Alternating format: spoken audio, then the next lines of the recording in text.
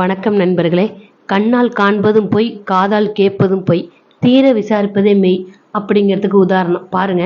கண்டிப்பா அந்த கதையை ஃபுல்லா கேளுங்க, அப்பதான் உங்களுக்கு புரியும். மாமியார் மருமகள் சண்டை சூடு பிடித்தது, உச்சக்கட்டத்தை எட்டியது. ஒருவருக்கொருவர் கை நீட்டி கத்தியபடி இருந்தார்கள். மைதிலி நிதானமிழந்து மாமியாரை அடிக்க கையோங்கியபடி போனாள். அதை பார்த்த மாமனார் கோபத்துடன், நில்லுடி, என்ன கை நீளுது, மனதில் என்ன நினப்பு, என்னதிலே என் மனைவி அடிப்பியா, கையை ஒடித்து விடுவேன், ஜாக்கிரதை. பாய்ந்து சென்று மைதிலின் கையை பிடித்தார். ஏ கிழவா, நில், என் மனைவி கையை பிடிக்க நீ யார், மரியாதை, கிழடுகள் 2 பேரும் வீட்டை விட்டு கிளம்புங்க. மனைவிக்கு பரிந்து பேசியபடி அப்பாவை நோக்கி போனான் மகன். அழைப்பு மணி அழைத்தது. கதவை திறந்தார் ராமநாதன். வீட்டுக்கு சொந்தக்காரர் பசுபதி நின்று கொண்டிருந்தார். என்ன ராமநாதன் சார், நீங்க படிச்சவர் தானே?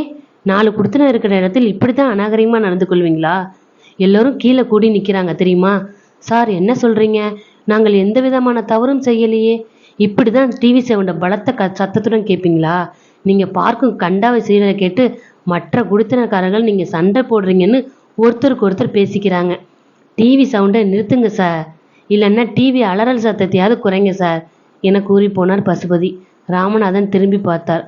உள்ளே டிவியில் சண்டை தொடர்ந்து நடந்து கொண்டே இருந்தது. என்னங்க, கதை புரிஞ்சுதுங்களா? வணக்கம் நண்பர்களே.